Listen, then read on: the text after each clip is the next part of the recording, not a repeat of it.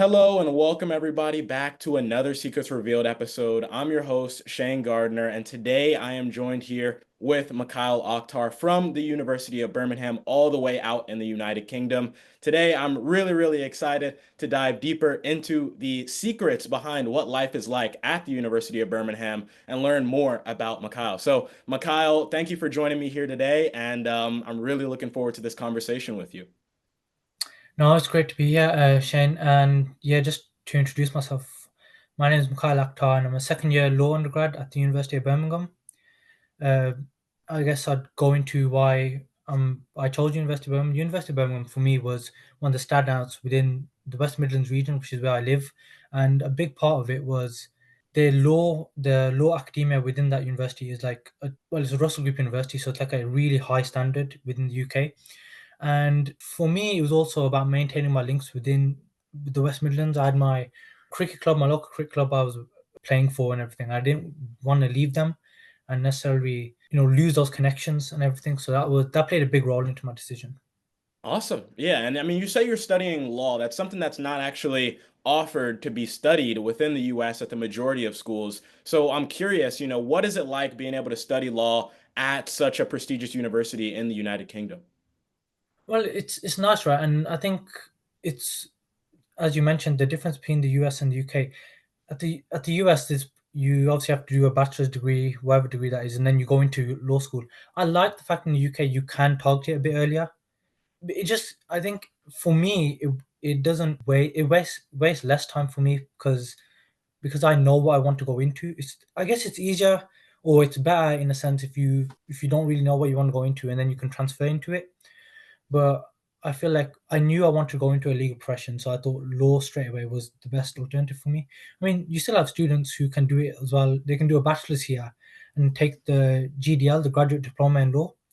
So that's their transference route. So yeah. Cool. And did you feel like you always knew you wanted to get into law? Is that why you sort of chose the field, or is this something that kind of just started to build on you as you started to mature and just find out more about life and the professional world? Yeah, no, it came to me a bit, I'll say a bit later. It's still relatively early, but it was during my college or high school essentially. I took part in an advocacy workshop with Gray's Inn, which is one of the Inns chambers within the UK, and Number Five chambers. And essentially, I guess that's where my first interest in the legal profession first came. And from then, it was just talking to my law teachers at high school, and really just, I guess, embedding myself within the legal profession and trying to know as much as I can because at that point in time, I knew what I wanted to do. Cool. Yeah, and I mean, like further from law, I think that, there's a big difference in the culture between the schools in the US and the schools in the UK when Yeah. it comes to, the ambition and the energy and what people really want to do with their life afterward. I feel like in the UK, it's like you choose something and you can't really shift it around too much, where in the US, Yeah. it's a lot more dynamic and you can kind of go from CS to being business and then go into astrophysics and engineering all of a sudden. So, I mean, how would you sort of describe the culture at the University of Birmingham when it comes to people's energy and ambition when it comes to determining what they want out of their future? I think it's starting to, I guess your perception of it is starting to change a bit within the UK in terms of, for example, I'm studying a law degree, right? But I think now the rates are 50% of lawyers within the UK don't actually study a law degree, so they transfer from another subject, which shows, I guess, versatility and that dynamic essence you're talking about. So I think it's a bit open like that. I think it's maybe different within the US because you have no option to study law straight away. So maybe you have to, I guess, specialize in something else and then transfer into a law degree, which is slightly different in the UK. I see. And I guess how would you describe that, the culture of the people at the University of Birmingham, and then like on a personal level and like a social level now? I personally I love it because there's a sense of community and belonging within the university, but then there's also we're not all the same and there's recognition of that, right? We all have our different interests and that, and then there's like societies and stuff for people to get involved in. There's different extracurricular activities. So the fact that University of Birmingham has all these array of, I guess, different interests to be involved in, that really helps. It really helps embed yourself within the university culture. I think that's important. And I guess Yeah, that's about it, to be honest. Yeah. I see. And like, I mean, you're doing cricket and you're also doing this law degree and stuff like that. And, one thing I'd like to ask the participants within Secrets Revealed is, how do you balance your time at university for your, studies and all your extracurriculars and stuff like that? What is your personal strategies for all of that? I actually found it a bit tough initially. I had to ask other people as well, just whether they did sport or not, just to see how they organize themselves. And I guess coming into it, organization has a massive role to play. Like being prepared. For example, one of the things I do is the on the weekend, let's say a Sunday, before the week, I try to plan out in terms of, let's say I have training on a Tuesday and a Thursday, I'll plan out when I have lectures, when I have training, and try to find space in between that where I could probably, I guess, also relax. I think that's important when you have your sport and you have your university education stuff. It's hard to find some time to just have for yourself and just relax. And so I guess that's the planning and organization is part of it. That's extremely important to balance. Yeah, totally. And, I think when it comes to balancing all of your activities within school, I mean, obviously, as you said, organization is very, very important. And I think it really has to do with, what kind of extracurriculars you're involved with at your specific school. I think the balancing strategies when it comes to your time they vary from school to school and from person to person. And so, based on your perspective, what do you think makes the University of Birmingham unique? For me personally, I think it's the personal tutors that I have within the university. They really help with organizing or planning. Like if I need to potentially, maybe I need to miss a lecture, I can, and not that I've had to do it to be fair recently, but I could potentially contact them and just inform them about it. Now, luckily, also there's we have online, like we have an app called Canvas that we use, right, and that uploads all the online lectures. So even if you weren't there for a specific lecture, you can access it later, which really helps in terms of, let's say I have training or something to do within that specific time that I can't miss. I can always go back and look on the lectures. I see. And I mean, how often do you feel like you have to sort of work with your, advisors or your peers to sort of, make sure that you have the best opportunities to learn, grow, and succeed at your school? I think for me, it's within the peers. I have a really strong friendship group within the university, and I'm so grateful for them. But for example, let's say I potentially have to miss out a lecture, I can always rebound with them and just what did I miss out?